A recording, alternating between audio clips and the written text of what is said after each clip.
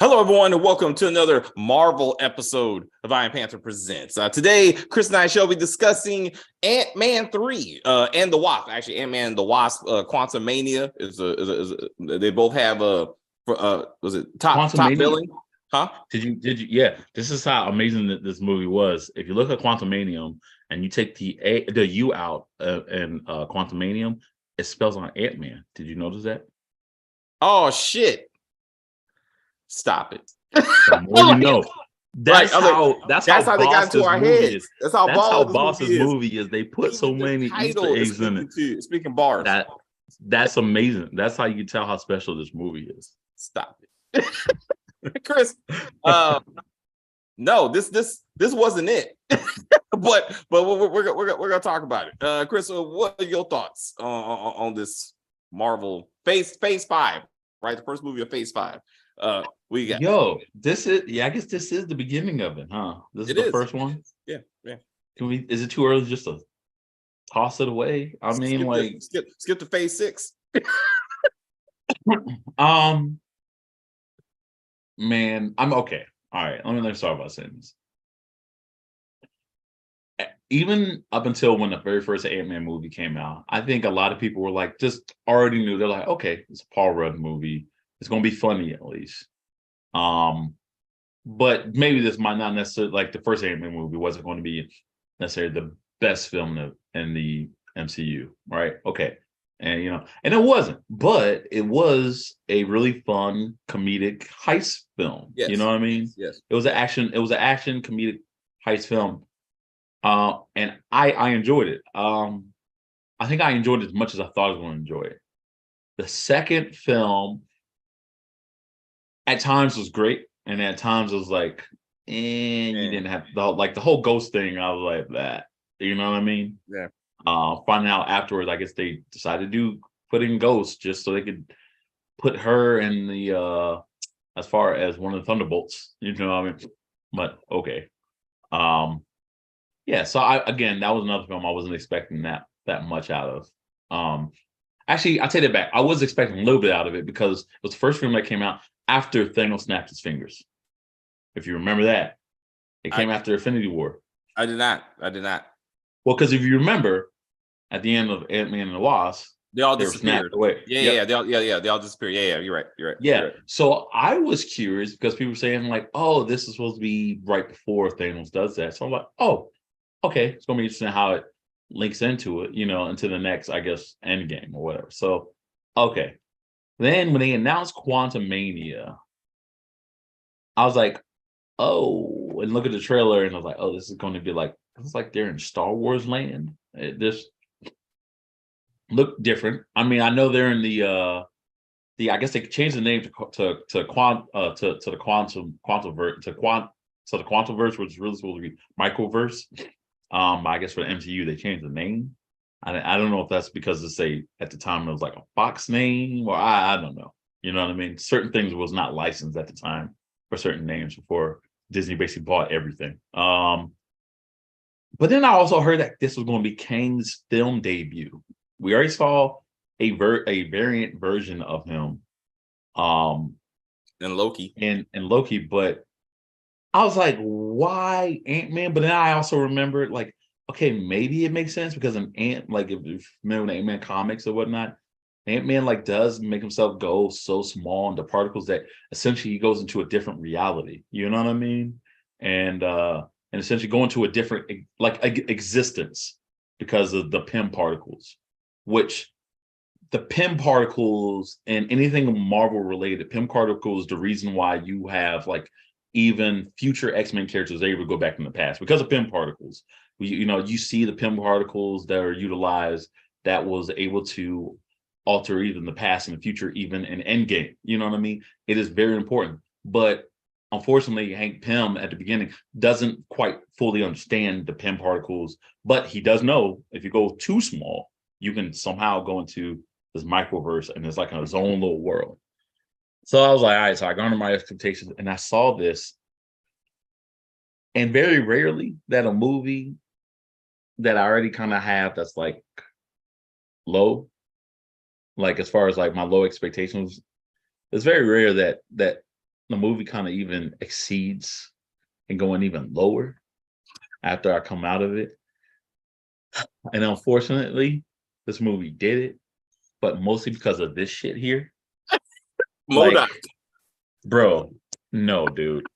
No, no, no, no. I did hear that I guess they did some redesigns or whatnot, or I guess they did they had to change it last minute. I don't know what the original MODOK was like, but bro, this wasn't it, dude.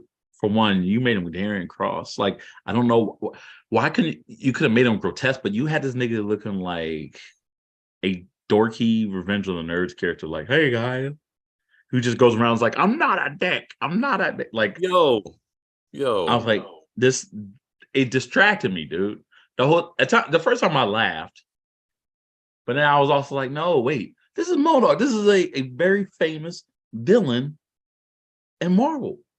And you had to turn into a joke. Like, now, granted, I think there was a TV show. I didn't watch it, but it was an anime TV show that just recently came out. That was a comedy or whatnot. But that's not what MODOK is. So if they were trying to mix off that animated TV show bullshit or whatever, no, MODOK is literally a mechanism. Like, literally, he is for death. I'm sorry, that little MODOK scene between him and Cassie thing, I chuckled, but I was also like, what the fuck? Like, no one fucked around with MODOK's name. Like, why are we doing this? You know? His character went the way of Deadpool in Wolverine, and I will honestly say it's worse. No, it's worse. It is. But I'm saying, like, how you take a great character and just shit on it, like Deadpool, and Taskmaster, like this would be up there with like those three. I mean, I still say that Deadpool's the worst of the three. No, the reason why I say Deadpool isn't the worst in a sense is that we saw so little, because when we saw him as Wade Wilson, perfect, right? And that's why I say he wasn't the worst in the sense of the first half with Ryan Reynolds was amazing. You know what I mean? Right, and then they closed the nigga's mouth right towards the end. But then depending on which version you saw in theaters, one of the post-credit scenes shows that Deadpool survived after all, and he breaks the fourth wall. Yeah. And he like, shh, and he no longer had the little thing. He's like, shh, right? Oh. So I'm thinking like, okay, technically speaking, you can still make him funny because he's still alive and all this other shit. You know what I mean? But we also didn't see enough of him for you to be like, is this ingrained in your brain in the sense of like, this will always and only be the only Deadpool. Now they did MODOK. I don't. They're not going to do another MODOK. I don't think, like, we would have to wait like 20 years. Is it? That's why I said this is worse. Yeah. All right. You see what I'm saying? Yeah. You'd be like, yeah, Deadpool sucked. Like, he was a significant part of this movie, so you had no choice but to stare at him. But he was completely unnecessary. Like, in the end, he was completely unnecessary. Yeah, but he's also not Darren freaking Cross. Like, that's not what you make Darren Cross to be. Why would you bring back that character? No one gave a fuck. No one said what happened to Darren. Like, so to your point, I would have been okay if they brought him back at, like, maybe rebuilt him to become like Yellow Jacket again. You know what I mean? That would have been better, you know. But okay, you know, I'm sorry, I'm talking too much about that. But the film itself, it was just all over the place. I didn't understand, for one, why the hell Cassie even thought it was a great idea to, like, after seeing that, yeah, like, hey, let's do a thing to create a way to communicate with the quantum realm. Who you communicating to, first off? You know, I mean, we'll get into it later on, but there were certain things that happened at the end of Ant-Man and Wasp where Janet, aka Michelle Pfeiffer's character, was okay with Scott getting into when it comes to Quantumania. And this one's like, no, don't do the quantum. Like, oh, wait, you have a problem with it now. Oh, okay. I guess you have amnesia. That last movie, you as a family were like, let's fuck with the quantum realm. I'm like, what? Yeah, but one of the things that really upset me the most was one of the awesome things about the first two Ant-Man movies was, and now granted, it was also different actors that played it, but it was like the relationship between Lang and Cassie. Like, it was actually really cute in the first film, you know, especially if you rewatch it. It still holds up in the sense of, like, that little cute little girl with a little missing teeth in the front. It's like, it said, oh, Daddy, he's ugly. He's like, and then, like, the little daughter's like, I love him. Like, you know what I mean? Her relationship was like, literally, she is the only person that was under under like Lane's corner, like his ex-wife was like, you know what I mean? Obviously, he had his henchmen and whatnot. That was cool with him, but like Luis and all them. But Cassie was the strongest part of like the reason why Scott Lang did everything they did, which is what they were trying to do in here. But then they made Cassie basically kind of be a jerk towards her father because he wasn't being the same type of activist as he was trying to protect the homeless and blip people. He just saved universes, like, you know, or helped with that, you know, in a sense, right? You know what I mean? And but I'm like, but how do you go from? But again, how does Cassie go from finding housing for homeless people to let's talk to the quantum realm because somehow that's related? I'm like, are you going to put the homeless people in the quantum realm? Like, is that where you want them to live? Like, I mean, how did she even build this thing? Like, when did she become a tech genius? Like, I'm confused on that. Yeah. How did, good question, because I remember even in the second film or whatnot, like it was her dad. I mean, granted, it was a 5 year. So it was like a 5 year thing, right? So yeah, you're right. And it makes it even worse in the sense of like in the 5 year span, unless you started reading all of Hank Pym's books while everyone was gone for 5 years, and you just dropped out and you decided to read all the books, and you just all of a sudden, you're right. It didn't make any sense, right? Which like, she's ironically, I found funny. It is kind of interesting too that she also, did you know she also called Hank like grandpa? I was like, that is not your grandpa. When the fuck did this happen? I was like, I'm about to say get married. I was like, Hope. I was like, him and Hope is not even married. You know, so, and even if they are, you kind of, you know. It'd be one thing if you're 2 years old, right? If you're 2 years old, and then your parents, and then like your dad marries this woman, another woman, and you're raised with these people, right? Yeah, but you're like 16 years old when, let's just say, even if they did get married, which they didn't, but let's just say 16. There goes to a certain age where it's like guy is Mr. Hank to you. That's okay, right. Like, you Mr. Hank. That's who the fuck you are. Yeah, Where's her mama?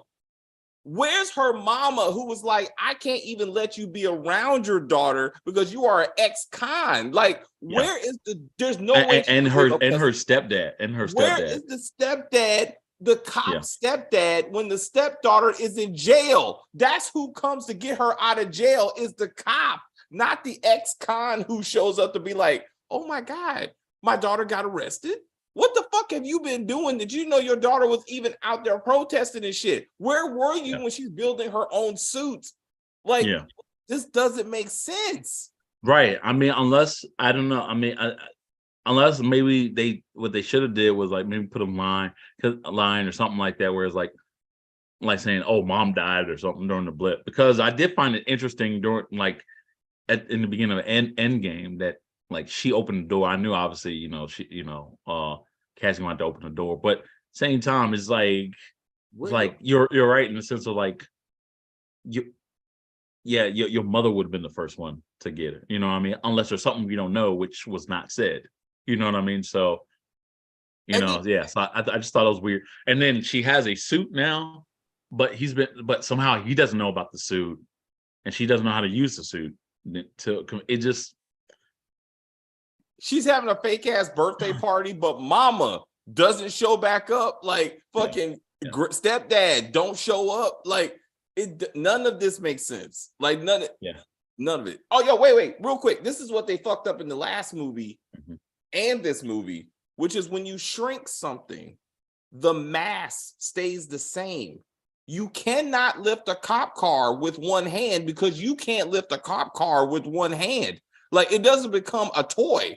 Like, you just shrunk it. So her was like, hey, I shrunk your cop car. You get it back. That's not how that works. That's not how that works. It does. And the moral thing, so this is how and now, obviously, this won't make sense to you. You know what I mean? That's why, to be honest with you, Ant-Man was always seen as like one of those characters and whatnot. But like, you shrink Ant-Man, you can pick up Ant-Man like he's like nothing. You see what I'm saying? You can easily lift Ant-Man. That's why you always saw Ant-Man on someone's shoulders. So to your point, even though he might be 185 pounds in real life, he's not 185 pounds on his shoulder. But inconveniently, like you said, he can still lift up something that he could if he was at normal height. However, when he goes bigger, I I'm agreeing with you. But this is Stanley. This is now. What I'm trying to say is this isn't the movie this is comic book this is problem, comic not book. movie problem. This Okay, is okay. I'm about to say this is comic book problems. Just I think he was made in the 70s, so somebody was probably high, and they were like, "Yo, but when he's big, we'll make him be able to lift big stuff." You know what I mean? Let's go inside. But the thing is, though, but the pimp, I think they try to later on explain it by saying pimp particles are so mysterious and blah blah blah blah blah. You know what I mean? Because no, I'm serious. This is how they try to explain for everything. Because pimp particles are illicit when it comes to the entire Marvel universe, from the Fantastic Four to even the Eternal. Like everybody messes around with the paint with some sort of a version of the pimp particles. You know what I mean? You know, which makes people change the history, goes in the past, go into the future, go into different universes, even creating stuff into reality that doesn't even exist. You know what I mean? So in a way, they try to explain it away after like a couple decades. Yeah. So what I'm saying is it wasn't a movie's fault. There's a lot you can blame on the movie. This one, no. You see what I'm saying? All right, so I'll let that slide. I'll let that slide. For another MODOK was unnecessary in the big scheme of things. Bill Murray's character was unnecessary in the big scheme of things. I was like, there was absolutely no need for either one of them to get this story from point A to point B, and like that. So both of them kind of irritated me. Also, obviously, Bill Murray's only there for a very short amount of time. He did get. I heard people kind of compare him to Lando Calrissian. And I can see why they did that. I get that. The whole thing about I had needs. I don't need to hear that old ass Michelle Pfeiffer was fucking. I don't need to hear that. But to be like, but you also heard Hank was too. He said her name was Linda, and I'm like, bro, like we just hearing two. But I ain't gonna lie. I was already hearing Michelle Pfeiffer. Michelle Pfeiffer was still looking good, yo. I'm like this story that needs to get going. I'm like this. Well, this ain't getting us from point A to point B. I think Bill Murray. I think to be honest, I think they did the Bill Murray's character because it was just more of like, hey, look, we did the micro universe, and here's Kryler, who is. So that might have been for the fans, but anyone who does not even are familiar with micro universe, it's an easily throwaway. You know what I mean? Because I mean, unfortunately, I don't think enough people knew of Kryler for them to make it probably I don't know, maybe if he was like even more of a background character, and if you didn't make him like a Bill Murray. I think the problem was the fact you made him Bill Murray. Obviously people's going to be focused on it. I think there was like a version of a poster for Ant-Man that showed him. I'm like, and I remember seeing it like after watching the movie, I'm like, why would you do that? See, that's false advertisement. I know, right? Like people are like, you want to see this dude? He's kind of in it. But how about the ants? How about the fact that yes, I did notice the ants going to the other universe, right? But interesting enough that they were really small, right? Really small. Hank didn't use his device to make them huge, but somehow those same ants were able, I guess over thousands of years, were able to create a technology in the world to become. But then I'm also thinking, wait, ants been around for millions of years. Yeah. They still have not done that. Like what? Like I mean, I don't want to be a Debbie Downer, and I know like civilization. I mean, technically speaking, if you want to do the whole, I understand they're trying to do the whole Planet of the Apes thing in the sense of like, fine, if you have super smart like apes like Caesar, and the rest of them are really smart, and then humans aren't really a thing or whatnot, they can create a society and whatnot that would be greater than any other chimps that have dealt with or whatever, right? The problem is, no, like we're not getting that. Like ants, though, it just has never been a thing. Thanks for stopping by. We appreciate you. I have to flip the screen. She's in the comment. Yeah, she said hello. But like, my problem is these super advanced ants are still at the mercy of fucking Hank Pym. Like they haven't got to the point where they're like, and it still worked, right? And it's still, hey, yo, you still work for me. I'm like, what the fuck is this? No, we don't. Like, you should be begging for our assistance. Yeah. Matter of fact, after thousands of years, how do they still have a communicated? Like, that's someone's great grandfather's like master, and they're like, it's like, hey, who you? New phone? Who this? Like who they not be like? Who this dude? Who this? What? And all of a sudden, I'm supposed to obey you? No, Nah, you my no. ancestors, dude. Like What? Master calling. Bro, like what? thousands of years ago. Yeah, can you imagine? Yo, bro. Yeah, that's how crazy it is. Can you imagine, like, all of a sudden you get a phone call from Robbie E. Lee, like, say, hey, I need you go get back in this house there, boy. And I was like, bitch. He's What? like, bitch. It's like, yeah, We're I'll be over eating there and you. whoop your ass. We're eating you because you put my ancestors into a box and made us do shit. Yeah. Like we're killing all of you. But Yeah, you made me stir your coffee. Like you made me stir your coffee. I'm like, yeah, like on some that's house not slave shit. that's Like, that's not yeah, okay. That's not okay. you know. But like, I mean, the whole rebellion thing was fine, I guess. But I'm like, they needed some like background. But did you know they do rebellions in every Marvel film? They do this. They do this. Think of even was it and that's the I love the Black Panther sequel, but even the Black Panther sequel was like they had the major fight between I'm about to say Ant-Man, Black Panther, and wow, Killmonger? why I'm blanking on Namor, Oh, and in the no. background you had His people. you basically have the Wakandians do their fight in the water and shit like that. Yeah. And it's like same thing, and even and Moon Knight had the same deal. It was like Yeah, huge fight. you got the main fight and you got the side fight. You got the side action. But you know what though? But the main fight, but the fight shouldn't have really happened in the sense that Kang already showed how powerful he was.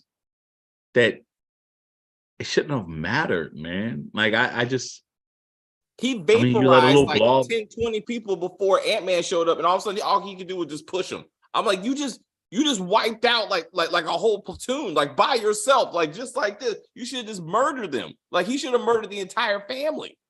Maybe he had a phobia of ants. Maybe he saw ants and he was like, and he just froze. Because that was interesting. That part was interesting. I'm like, this dude was able to, like, even in the prison, the prison scene that I guess technically was where basically threatened Scott and say, yo, this is your daughter, like flipped his daughter upside down and like just just as his mind in his hand and shit like that to kind of showcase how powerful he was. And I'm thinking, like, Negro, you couldn't just like levitate off the ground. It just a lot of stuff he just didn't do, which I'm thinking, like, okay, you're supposed to be as one of the worst, like the strongest. You're not just, I shouldn't say strongest. He's not the strongest, but one of the worst of the kings, right? And one of the most dangerous of the kings. That's just like, I don't know. It just weird how he did that. I don't know, just weird, and then just to him to almost lose to a fist fight to Ant-Man. But actually, like so I felt actually during the fight though, like I think he was like his Creed size. Because like I mean, you know, Paul Rudd is kind of okay. You can show the nigga still blast people away. Like, yeah, I saw that too. Like, I know he probably Jonathan Majors like, hey, look, I want to do a couple of these punches that I learned while filming Creed 3. I got guns. But so, no, but you I at the end, you're getting. But then later on, you're getting your ass whooped by a 40-something-year-old dude from Anchorman. Like, you know what I mean? I love Paul Rudd, but no, like Kang, no, you know what I mean? I just thought that was weird. And then Cassie's so smart, she's able to open the portal again, which I don't know if you heard about the original script. The original script, which I was hoping they were going to do that in this one. I was hoping that in the original script, Kang not only was not dead or seemingly dead, I should say, but it kind of ends in a cliffhanger because in that version, both Scott and Hope are trapped. You know, when Hope comes in, they're trapped in that world, right? Which should have ended. There is no Cassie. Somehow how was Cassie able to open up another portal? Because let's not do this. No, but that was that. I guess my point was they added that. The original script, they were just stuck. Yeah. They're just stuck. That would have been better. And Kang was alive. Well, you know, Kang was more alive-er than, you know what I mean? Because as they point out with Darren Cross, that don't mean you're dead. You know what I mean?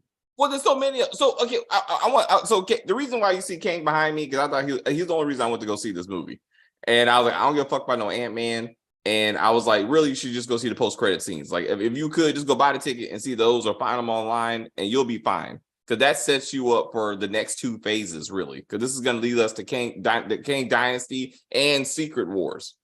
I'm like, and so it's very underwhelming though for introduction, don't you think? Though that was I mean, so then I hear you, but I'm like, Especially for Kang for Kang to lose to Ant-Man. Wasp and Ant-Man. Hey, even as a variant, like you can't lose to Ant-Man like that. Like you can't be scared. Like you Yeah, can't you're the be scared laughing of stock. you. Yeah.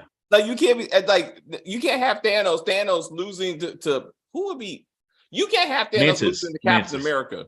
You can't have Thanos losing to Captain America in his movie, and then all of a sudden you're like 10 years from now, Thanos is coming back and whooping everybody's ass. I'm like, that's not. No, he's not, because this doesn't make any sense. Like no.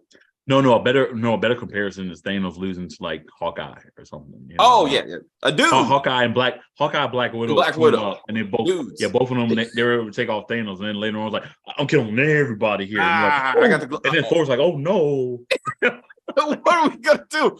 But what are we gonna do? Someone called Black Widow.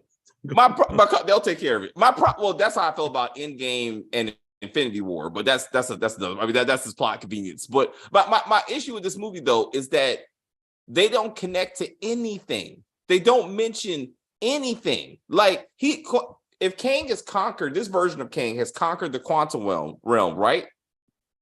How did he not see fucking Ant-Man and the whole Avengers team traveling through the quantum realm and leaving it at will, like time traveling at will? And like he don't stop them, he don't try to jump on board. Like even Thanos flew through the quantum realm. Like he don't just jump on that ship and like ride his happy ass out. Like that doesn't make any sense. Like well, this version wouldn't, because he was exiled. You know what I mean? He was the exile. He was the one that the other kings didn't like to begin with. You know what I mean? So this version, I mean, that's why he was stuck for one. But I mean, to your point, he would probably, once he got ship fixed, he would probably gone pretty much anywhere, and maybe, you know what I mean? But that's not really necessarily how Kang necessarily like reacts.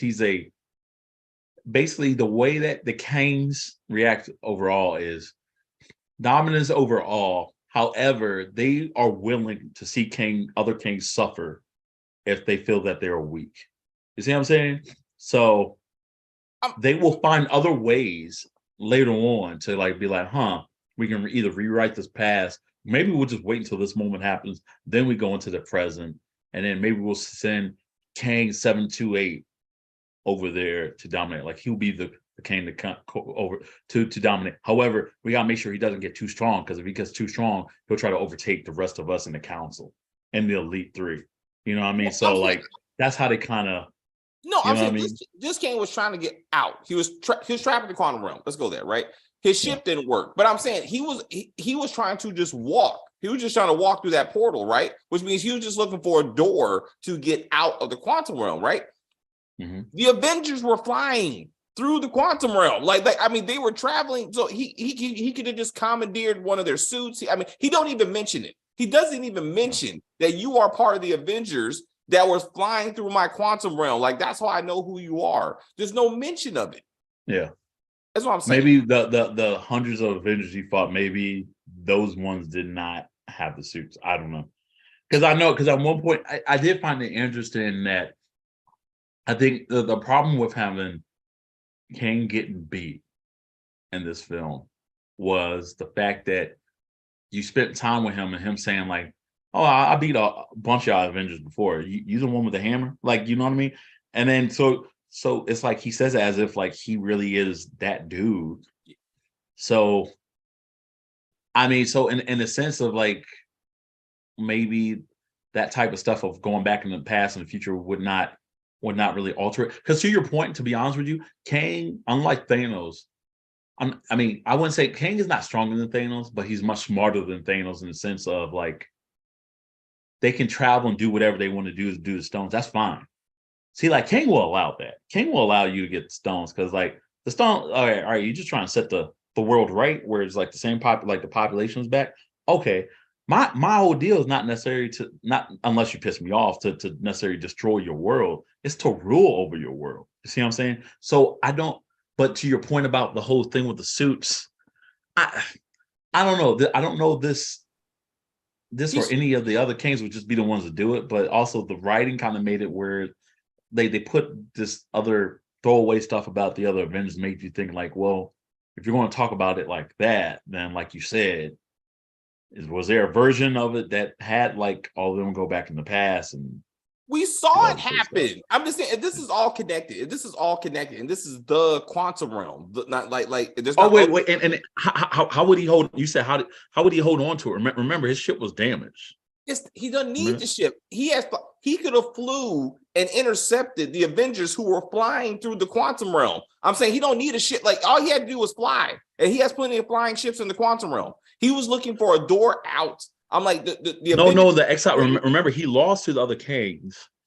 His ship was damaged, which is why you saw the ship crash. So it's not like he had control of the ship to even like think of it as like Kara, like Supergirl or whatnot, where it's like she has a destination of where to go, maybe it was somewhere good, but then now all of a sudden a meteor hit that shit, and then it's like, well, shit, I'm screwed. Wherever this thing takes me is going to take me. I hear you. He created ships. Like at this point, he has a whole fleet of ships. Right. But the King. So if this is the exiled version that the Kings created, the Kings basically ganging up on him, and literally to the point where he had to retreat to a passenger jet version of it. Right. To the point where he ran away. They damaged his ship.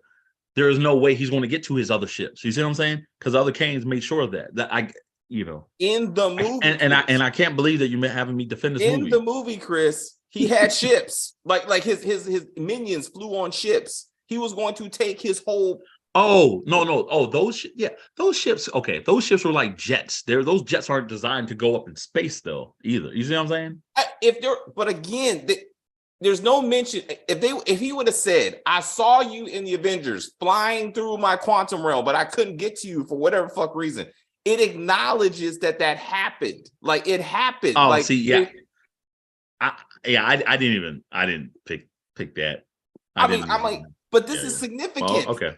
That's what I'm saying. Like again, Thanos flew his entire ship through the quantum realm. I'm like, so I'm like, he doesn't acknowledge that. Doctor Strange fucked up the quantum realm twice, and so did along with the Scarlet Witch. None of this is brought up. None of like I know the quantum realm is unstable. I've seen like shit happening. Like he mentions none of this.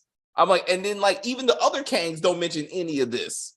So I'm like, how is this connected?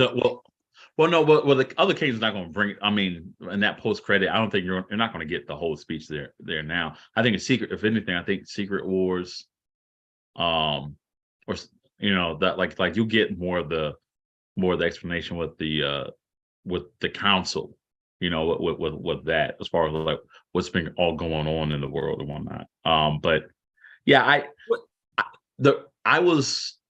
Of all the things that was messed up with this, that wasn't my concern in a sense of just knowing that, simply put, like it was just this exiled version basically was like in a weakened state.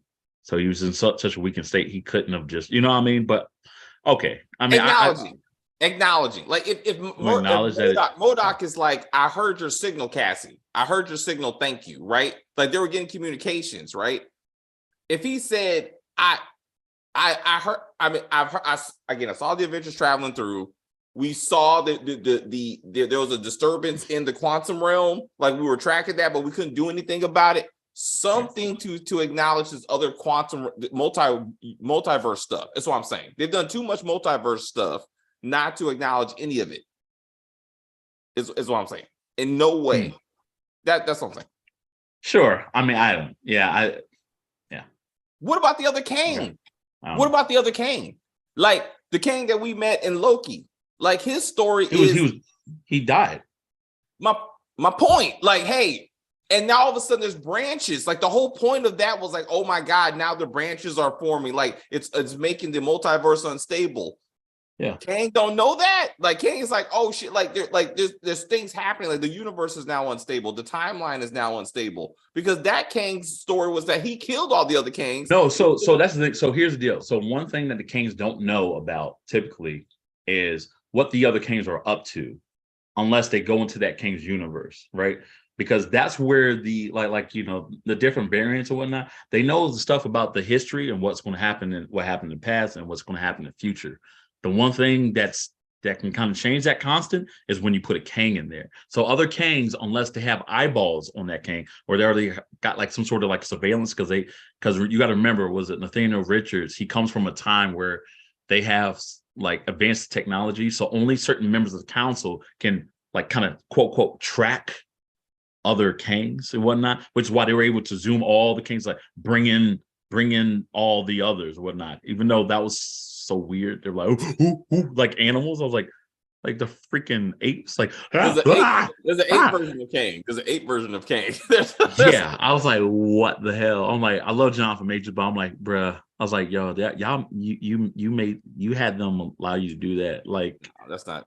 I was like, they're gonna have you tap dancing soon, bruh. No, but you know what I mean? No, so when you do that, other Kings don't know what was going on. In the time of Loki, obviously, it was we don't know the time of when the Lokis met with that King. For us to know what the time was, not to mention when you're in the time variant thing, it's outside of space or time. So the other Kings would not know, especially seeing how that. I guess we're assuming that King that crashed with Michelle Pfeiffer was already there before that ever happened. So yeah, and that's why the other Kings of the councils had to kind of verify. It's like, can you verify, is the exile dead? You know what I mean? Like, to your point, they would have known that, but they don't know. And that's why a lot of times, that's why there is a version of Kang that's actually super really good, who wants to right the wrongs of all the other Kangs. And he has to secretly go around basically destroying the other Kangs. You know what I mean? But then other Kangs find out. So they're trying to find. So it's like Back to the Future, but it's rolling around trying to find each other. Like, where is he at? Where is he at? You know what I mean? Oh, so Terry's here for moral support. Marvel is dying slowly. It's gotten too big. I would say it's gotten too big, and it can't stay consistent. It can't tie itself together. I'm gonna say this though: if the Flash, I'm still not as like sold on it like everybody else is, but if James Gunn for DC, if the Flash and the upcoming stuff after the Flash, I said the Flash, and I didn't say like this new Shazam movie, right? But that's coming out next week. But if the Flash and stuff that comes after that is able to quote kind of reset and rewrite certain things for the DCU or whatnot, Marvel will obviously change for Phase 6. You see what I'm saying? Because we're in Phase 5 now. Everything's already being filmed or whatnot, so it's too late, right? So I feel like whatever we're going to get for Phase 5 might be possibly a disappointment, maybe. You know what I mean? With the exception of maybe Guardians, but most likely Guardians is not going to be attached to really anything. This is like the last hurrah for the original crew. I feel like, so we'll get a great Guardians film, but I don't think it's going to be necessarily attached to anything, except I take that back. Nova's supposed to be in it. So Nova, there we go. We will have the whole thing with Nova. So hopefully Nova, so we'll get that at least. And maybe he'll be part of the new Avengers. That would be dope, have Nova as part of the team. But other than that, Phase 6 would just be like, no, I mean Phase 5 would be that. So I feel like DC could maybe put Marvel on notice again, like we used to say back in the day. But Marvel put DC on notice.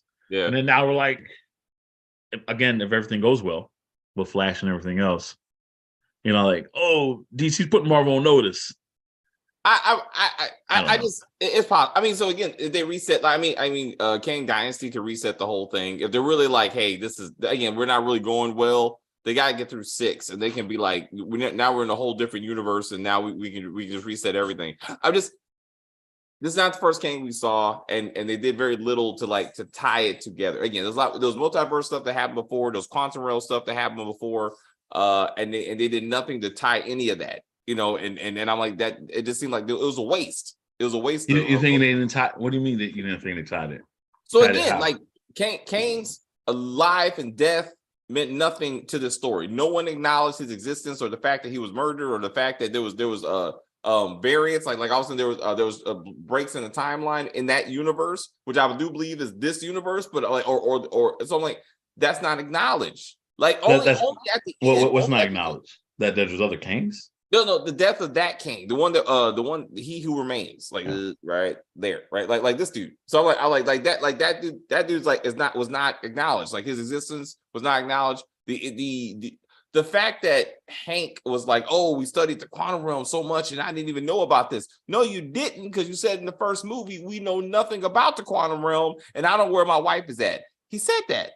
And then, like, I know we talked about this off camera, so we do like the growing in the quantum realm didn't make sense as the movie has described it. Because in that first movie, it was the quantum, like I said, quantum realm is when you get so small, you're in a whole new realm, but you can just grow out of it. I mean, that's how he escaped in the first movie. Well, well, that's where, to be honest with you, that's where big comic book fans, I think, did not like about the first Ant-Man movie, because technically speaking, you just growing big does not just get you out of it. Like, and that was a little thing that a lot of people were saying, like, okay, Ant-Man was good for what it was, in the sense that if you're truly going to put him in a quantumverse, I don't care if you grew to 1,000 feet tall, you don't just all of a sudden get out of it. No, it's to the point where you're already in a different universe and you're just there, unless you can somehow develop a device that just gets you out of it, or use the PIM particles to teleport you out. But you know what I mean? It's like, once you're already compressed, you can't just press it. It doesn't. It's just it's comic book lore. It's not. You know. I mean, it won't make sense in the sense of the thing. But I guess what I'm saying is it didn't really make sense when they did it in the first film. You know what I mean? Yeah. But it was fine for what they did, in the sense of having Michelle Pfeiffer's character, as well as Scott Lang, kind of being just stuck in that version of it, and just kind of maybe doing it. It was supposed to be meant as an Easter egg, like, oh, Easter egg, yes, there is a quantum verse or a quantum realm / microverse, hint, hint. But this is all you're going to get, in a sense, right? Like, we're going to try to make it somewhat realistic. And that's pretty much what they were trying to do. They're like, we're going to keep it realistic, right? We were like, keep it realistic, where it's like, technically speaking, if you can get that small enough, maybe time doesn't really, it's not that much of an issue, right? And then someone in the boardroom's like, we want Kang in an Ant-Man movie, so we want the whole get up. You know, Star Wars Episode 2. It's like, my friend don't like you, I don't like you. We want that. And we want a dude that's a broccoli. We want a broccoli hitting on Michelle Pfeiffer. We want all of that and a bag of chips. Oh, and Darren Cross has to come back. Like, all this has to, like, hey, I got holes. I think that's how that went. I got holes. I was like, what the fuck? And then he sucked my God. into the holes. The jokes in this. I think teenagers wrote this script, man. I mean, wrote the guy. I was like, this is too much. He said, stop thinking that. It's like, stop thinking what? That. I was like, you know what? I was like, this works for if it was like on an ABC Family show or something. I don't know.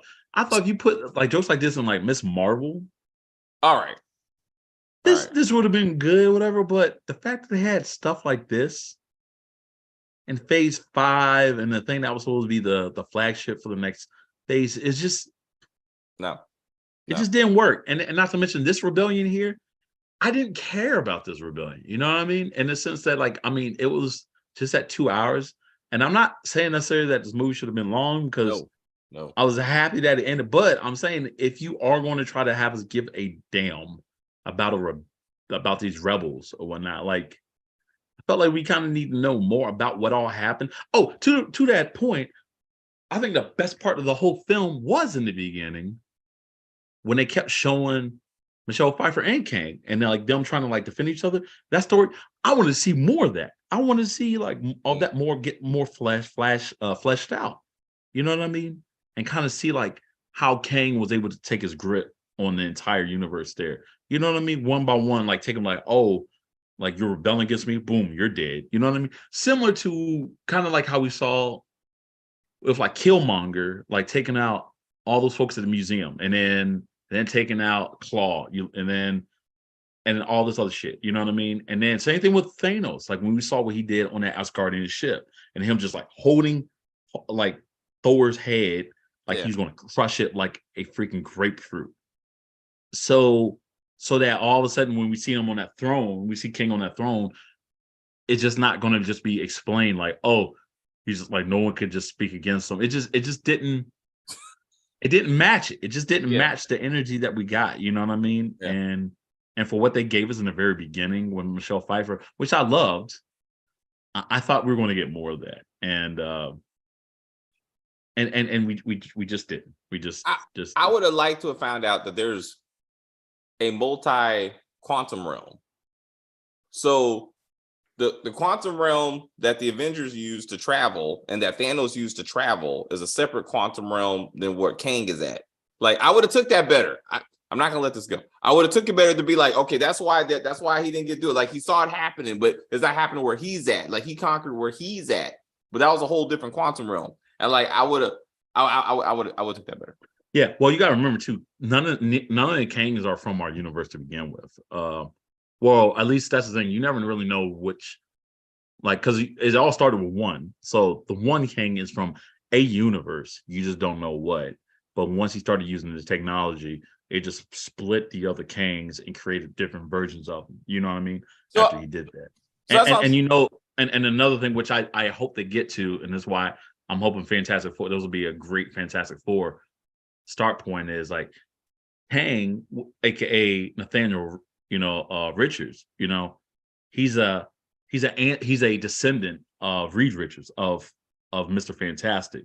Yeah. So that's why he's as smart as he is already, because his ancestor, Mr. Fantastic, was very smart as like all the Richards or whatnot. And then just one day he just got really bored in this future. And it's like year 3,000, 4,000 or whatnot. And he's just like, damn, I got all this technology. I just want to start ruling stuff. So he goes like ancient Egypt, and he started ruling that, which is why you saw like the Tut. You saw the Kang Tut version, whatnot. You know what I mean? But so we'll see, man. We'll see. We got the stuff that the Infinity Saga did is too much to beat or to recreate, in my opinion. It was well connected. What do you think is going to happen with Adam Warlock, and how that? What does he mean to the future of Marvel? Is he going to survive Guardians of the Galaxy 3? Because, like I said, that is their last Guardians movie. So how does he transition to the rest of the MCU? I would like for him to survive. The problem with Adam Warlock is kind of a similar problem of having like Captain Marvel, in the sense is that Warlock is super freaking strong. It's very, very strong. That he literally is like break glass in an emergency in a way, right? And yeah, he does start off kind of like a villain-esque, you know what I mean? And then he turns to be good. So I would imagine if I had bets, if you told me like, hey, like today is the last day to make your bets of like, is Warlock going to be just in this solo film, or we're going to see in the rest of the universe, I feel like this will be the first and the last time we see Warlock. Wow. Even though I love Warlock, I think he's a great Marvel character, very super strong and whatnot. But I think for both the power level stuff and the fact that he really is very connected to the Guardians. He's connected with a lot of Marvel characters, but definitely connected with Guardians. Unless they go a different route with the Guardians and like have a different team up, or maybe I strongly feel like this might be it for Warlock. I don't know. Maybe he comes back with the Eternals. Maybe he comes back in Secret Wars. And so there's other possibilities, Yeah. Now Nova, on the other hand, Nova is so. I ain't gonna say he's necessarily important to Marvel, whatever, but Nova even teams up. Hell, you even had an animated version of Spider-Man where he teams up with a younger version of Nova. You know what I mean? Nova is all over the Marvel universe in the sense that I can strongly see him making it out of Guardians. You know what I mean? But yeah, other than that, I don't know what else. You know what I mean? I feel like Guardians really is like a standalone thing or whatnot. This is James Gunn's like last film that he does with Marvel. And yeah, I feel like a lot of the characters are going to kind of stay with it, which was beautiful, because James Gunn he's not the type of person who would just be like, oh, just for the sake of it, I'm make sure that everyone lives and do this and make it all like everyone hugs each other at the end. Well, he did do that the Christmas special, whatever, but that was different. So yeah, so I don't know. But then I think about what they did with Ant-Man in the leak script of them being stuck. And then somebody must have told him, like, no, you can't keep it like that. No, we gotta have them get out of the universe. Yeah. So I don't know. Maybe that's what happened with Guardians. Maybe I don't know. Maybe there's a version that maybe Rocket dies or Star-Lord dies or whoever dies or whatever. And they're like, no, you gotta have, Well, I mean, again, you got the multiverse, so you got time travel. So at some point, that becomes cheap. You know what I mean? Because I hear people keep talking like, oh well, maybe we'll get people talking about Robert Downey Jr. coming back, and he's a different universe. I don't. This is the issue I always even had when even the comic books when they had with the Flash, right? The moment Flash started having powers of doing Flashpoint or whatnot. Now, this is what I loved about the comic book version. Now, I ain't talking about the movie because I have no idea the different routes they're going to do with the movie. But at least with Flashpoint, when you had different versions, like he goes in and he's trying to find Batman is dead. So he's like, yo, Batman is dead. I need to go to the point where I can get Batman back. And he goes to get Batman back, and he's like, you're not Bruce, you're John Wayne. Like, I mean, not John Wayne. You're what's Bruce Wayne's father? Thomas Wayne. I said Thomas John Wayne. Yeah. They're like, yeah, you're the Duke. You know what I mean? No, Thomas Wayne. Thomas Wayne, and then that Batman is much darker and actually deadlier, and does all the other shit. And he finds another Flash in the Flash. Well, actually, I won't say this just in case they use it in the movie, but so I'll leave that part about the Flash because anyway. But he finds all these people he finds out that it's not going to be. But I feel like Marvel, they'd be like, oh, this person's dead. No, they're not. Like Gamora. Right? That's what I'm saying. Yeah, like granted, her personalities. Gamora, Loki, they come back. No, Loki.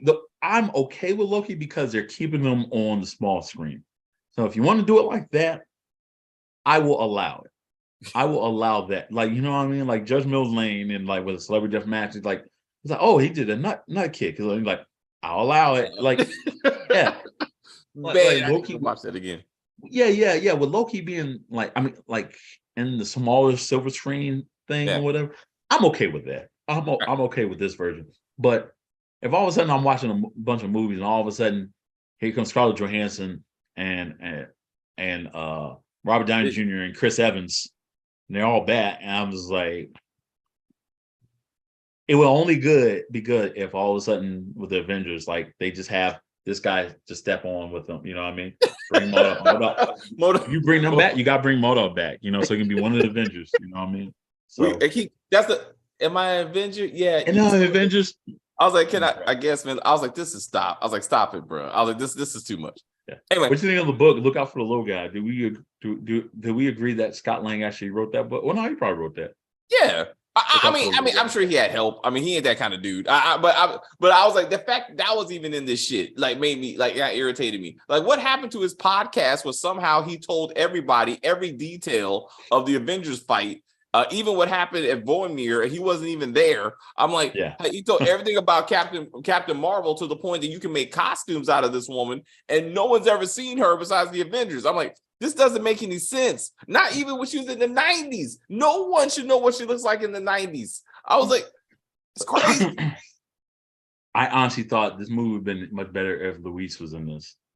And then Luis, I thought Luis was going to, I just knew the fact, because I didn't see Luis in the beginning, obviously during the Quantum Realm. I thought once he got in the present, we were going to see Luis. Yeah. In there. He's like, yeah. He's like, damn, what did I miss? Like, oh, what you missed was this guy. Like, and then he does a whole recap thing. Yeah. And then maybe we see and this is a rewrite. This would be like he recaps everything that goes on. He says, and then he sees this guy in glasses, and there's like another variant of Kang in his universe. So remember how Scott was like upset. He was like, oh yeah, everything's good. We saved the universe. And then he starts like, or did we? Yeah. And it just pauses. That was a great moment that I thought was going to go somewhere. And then it's like, oh, no, it's like, oh, whatever. Baskin Which I thought was funny, but I was also like, no, we need to stay on this. You know what I mean? And that's why it would have been great if Luis was in there, and he's like kind of said that, and then he's like, "Oh yeah, this guy," and he just gives a description of what he looks like, what is not. It's like, "Oh, he's wearing purple." You just had to think for wearing purple or something, you know what I mean? And it's like, Uh-oh. yeah. That would be good. I don't know. I thought somehow the fucked up cake was an example that there's a king out there that has already changed the reality or something. Like he was in a different, because like he ate it, he was like, oh shit. Like I thought that was somehow connected to his like premonition. Yeah, I thought yeah.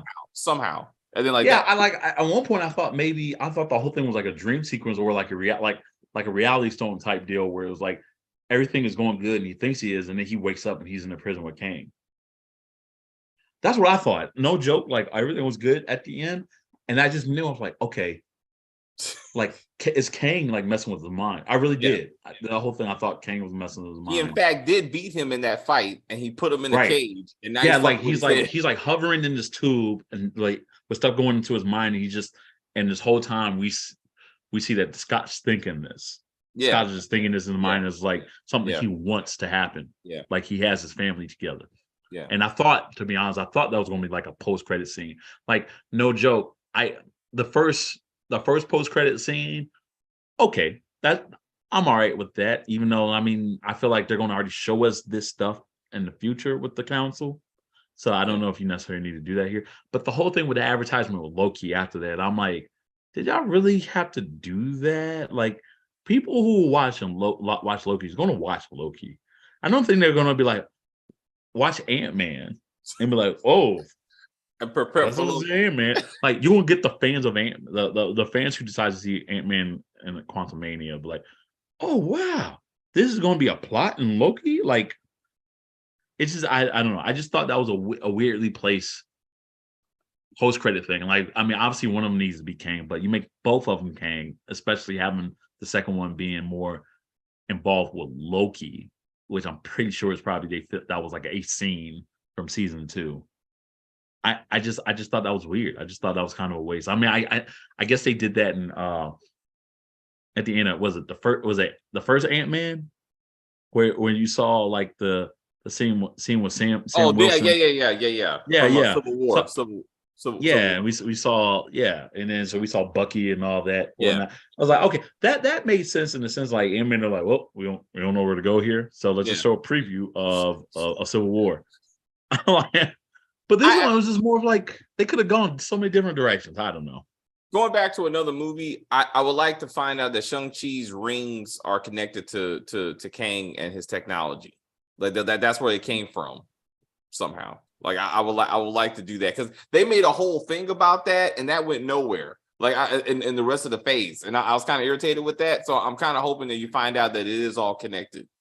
Right. Well, I mean, if you remember that Kang was on Kevin Feige's list like for a long time, right? So even before Shang-Chi. So that's one thing I was thinking about too, like the whole moment where everyone from was it Captain Marvel to what's the homie's name from Doctor Strange and She-Hulk, the one that we all like, Wong just trying to figure out like what's going on with the rings and whatnot. I was like, a part of me was thinking like, is it this and it like, and I was like, is it linked with Fing Fang Foom? And then I was like, is it also maybe related to possibly maybe Kang? So I was thinking that too. So who knows? Maybe. I would say they're definitely like they're ancients. You know what I'm saying? The wearer can live forever. You know what I'm saying? Like, so they got some magical powers. They were speaking out to the universe. And that was the whole point in the post-credit scene. So maybe they're speaking out to a Kang that's out there just to tie it back. I mean, I'm sure they're probably going to forget and just move on to something else. But I mean, I was just thinking that too. I was like, oh, or they could just be like, fuck F it. Which I hope not. I mean, but there were so many movies ago. Nobody remembers this guy. I was like, so it's like it's just too big. Are you work? So I know you said this is like would be the introduction for Kang. I felt like it made it underwhelming for Kang in the sense that it's like we saw him, and the first time we saw him, he gets beaten by Ant-Man and Wasp. Like it's going to be hard to see like we already kind of talked about, just watching another Kang all of a sudden just start dominating. I don't know. Again, this is the second time he's died. That's how you got to look at it. Well, but the first time he died, though, remember he allowed himself to die. That was different. He purposely allowed it. If you rewatch the Loki, the one who remains, he allowed that to happen, knowing that it was going to split even further. All right. You know what I mean? And there are certain Kangs that are actually, to be honest, there are certain Kangs that are weak in a sense, right? But this one was not supposed to be one of the exiled one, was not supposed to be the weak one. The version we saw, the smiley one eating the apple, and Loki, he's a goofball. He's not much of a fighter. If I remember correctly in Loki, he said he escaped. He's like, there was a huge war, and I got out of there. Like he was like, I got like, you know what I mean? So I understand. He's not the big bad, but that guy was supposed to be the one of. This is a king, a conqueror. Like there's many. Like I said, there's a whole fucking stadium full of them fuckers. So it's like I think the point is you can't really stop him because there's so many of him. And but yeah, he just can't keep on dying every movie. Like it's gonna take away from the. Well, yeah, I mean, I feel like what they're gonna probably do is probably go to the original. Like they're gonna have to go to the portal and go into maybe the future. They're gonna have to go to the future, which also won't make sense because there's other branches. It doesn't matter unless all of a sudden time variant folks creates that one line again. You know what I mean? That both Kang and the Avengers screwed up. You know what I mean? Like, but they set it right back to one, right? And then go back into or go to the year, was it 3000 something or whatnot, to get to the original Kang and stop him from even wanting to go back in the past that caused all these kings to pop up to begin with. That's how they do it. But to be honest, I would feel like that's where the Fantastic Four comes in. That's when you would need Fantastic Four, because then that's when you have Reed Richards creates his own council of Reed Richards, which I would think is dope. I don't know if they'll go that route, but you have Mr. Fantastic and the other variants of himself. And some of them, including like a version of him being like instead of being like Mr. Fantastic, but him being like a Human Torch. So he's like, oh wait, I'm the Human Torch in this world. And another one, he looks like freaking Thor, where he has a big long beard, long hair, whatnot. But they're all, one thing they all have in common, they're all extremely smart, and there's the smartest men in the universes. And they all create a way of taking their counsel and to beat their ancestor or their descendant and whatnot. So I feel like it would, I don't know, if they do it correctly, the Fantastic Four would need to be introduced in a way, because Fantastic Four goes into the past and they beat. That's Phase 6. I thought Fantastic Four is part of Phase 6. Is it Phase 6? Yeah. Oh fuck. Then they're gonna just rewrite it. I don't know. Okay. Yeah, we got. So they confirmed Phase 6. I want to say Fantastic Four is part of Phase 6. I want to say. Oh god damn it! Fantastic Four Phase 6. Maybe I don't know. Maybe maybe they have a variant of Richards like we saw in Doctor Strange. I don't know. I don't know. We just gotta see. I mean, we just gotta see.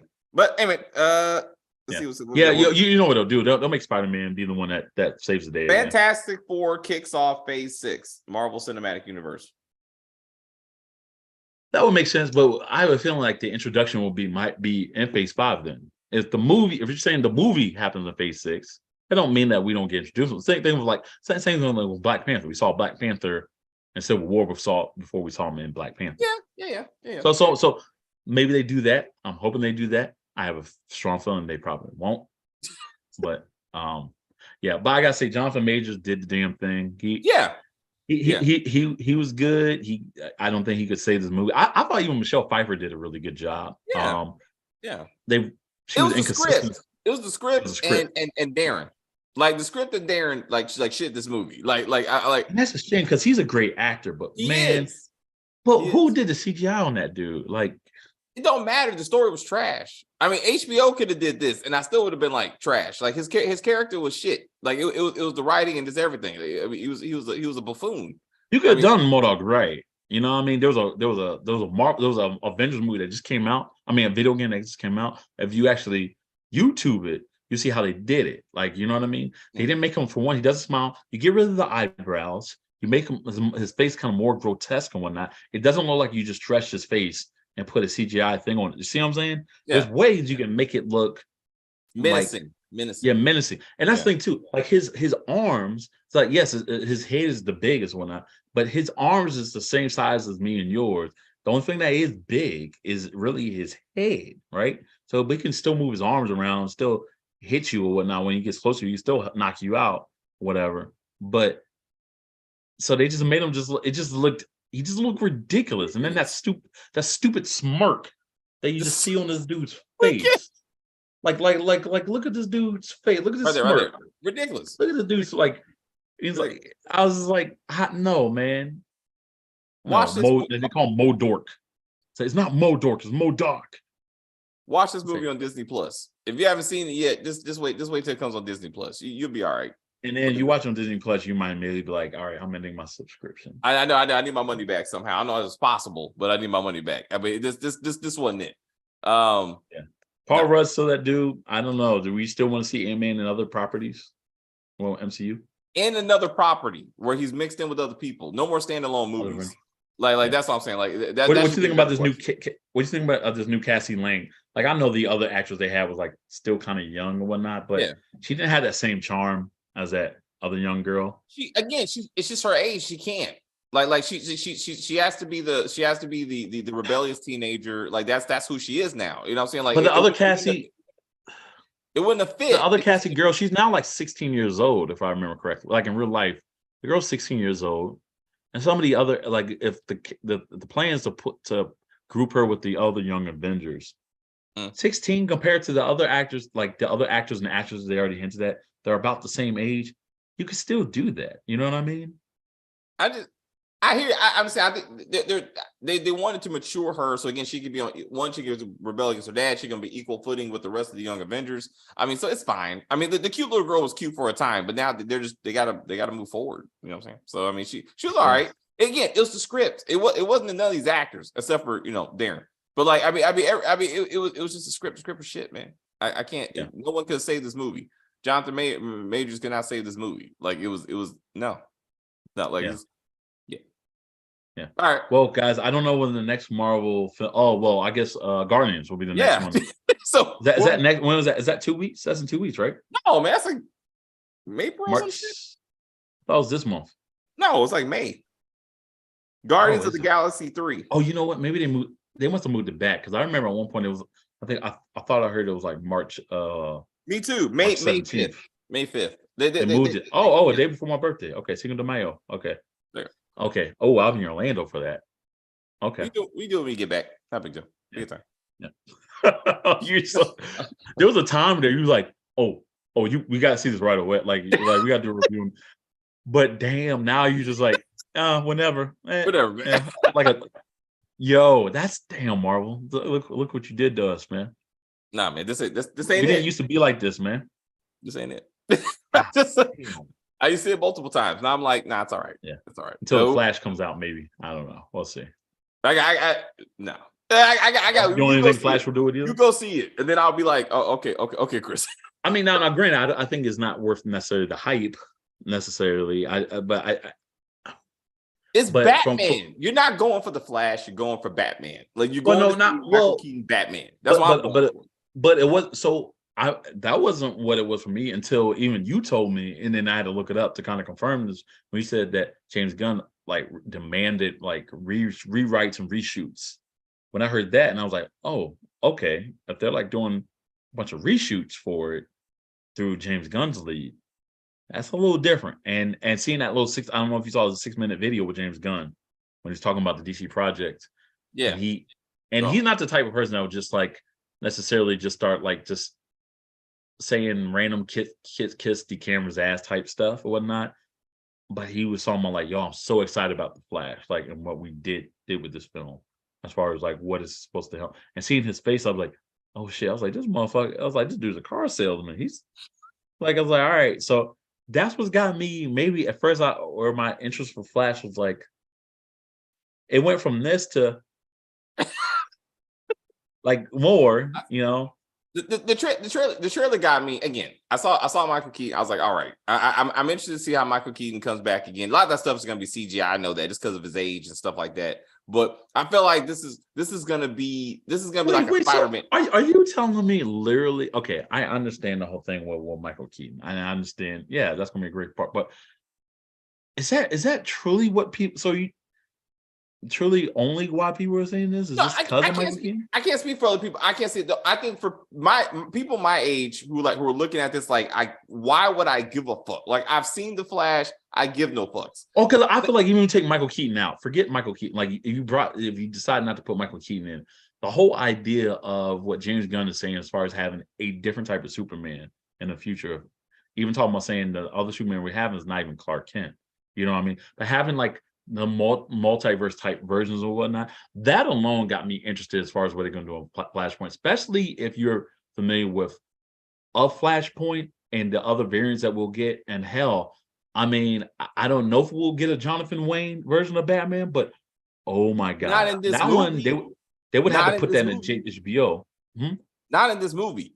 No, but I mean, no. But what James Gunn was saying is like to conclude. Basically, what he's trying to say is, without saying too much, I feel like the versions that we saw in the trailer, what we saw in the trailer, James Gunn basically hinted that there's more to it that he's not allowed to say. That will be more of concluding. That All will right. conclude in the film, All right. as far as like the open landscape as what Yeah, he wants to have. The future, yeah. Like even though yes, we saw Supergirl or whatnot, but that is not his Superman. Like, you know what I mean? We will apparently, according to him, we will get like a Supergirl like spinoff show that will be like on Warner Bros. The DC HBO Max. HBO Max or whatever. Hmm. Yeah. But like he has a different Superman that he's already like they're already drafting stuff for or whatnot. A new take of Batman, and I noticed he said Batman and didn't say like, you know, but he said Love Batman. he talked about different Batmans as well as the one with Damian Wayne, you know what I mean? And it makes me feel like we'll have different versions of different heroes. You know what I mean? Even of the heroes that I told you about, that's like the boys. And I'm wondering if we'll get like little Easter eggs of it, which watching James Gunn, it makes me think that we will. I feel like obviously these guys are the big part of the film. That's why you saw them in the trailer. To get interest in it, I feel like they had to show Michael Keaton. Yeah, but I feel like it's going to conclude with the bigger aspect of it. And that's why I'm watching this, but I also grew up on Tim Burton and also knew how amazing it was with Michael Keaton and freaking Jack Nicholson as the Joker. Yeah. And like even as like his theme, like dun, dun, dun, yeah. And I was like, oh shit. Flashback time. You know what I mean? So I'm hoping it's gonna be all right. Because I don't know. All these other comic book movies, man, they're weak, man. They're weak. Marvel was the one that used to do it, not anymore. I'm still looking forward to Blade. I'm worried about Blade every time I hear something about the new director deciding to quit. I'm like, oh fuck. I was like, this ain't good. It's not good. I mean, we gotta see, man. Oh, are we serious? Shazam comes out this month. That's what I'm thinking of. Shazam. No Shazam. That's not. No, I give no fucks. There's no way. No, I'm telling you. I just knew something was coming out. Some superhero movie. No, that's what's coming out. Shazam the 17th. There's no fuck that. No, I'm not. No. Terry's gonna see that shit by herself. I'm not. Terry wants to see it? No, I'm saying I'm putting my foot down. If she's like, David, Shazam, I'm like, you Shazam that shit by yourself. Like I'm not doing that to myself because it's not going anywhere. That's the thing. Yeah. Like James Gunn said, all this shit is old. Like that's not going anywhere. So I'm not wasting my time. That's what I'm saying. If this was somehow part of the Flash universe, like the Flash Forward or whatever, like the Flashpoint, then I would consider it. But like it's not. You just got to get the movie out so they can move on. Yeah. So I'm like, that's what I'm saying. Yeah. Well, that's it. So we good? Are we good? Yeah, we're good. Yeah. All right, guys. Thank you guys very much. Whoa. Thank you guys very much for watching. Whoa. We got the Goo and Ant-Man is there. What plots? What? We got somebody shitting on our videos. What? This movie is BS. Marvel Studios, yes. James Gunn is going to make DC week 2. I think James Gunn is going to week 2, like the Guardians of the Galaxy. That's what I'm worried about.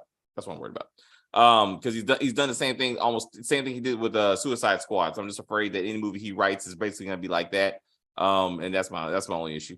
But anyway, I'll see you this weekend for Chris Rock and other things. We will hang out for that. Yeah, man. I'll send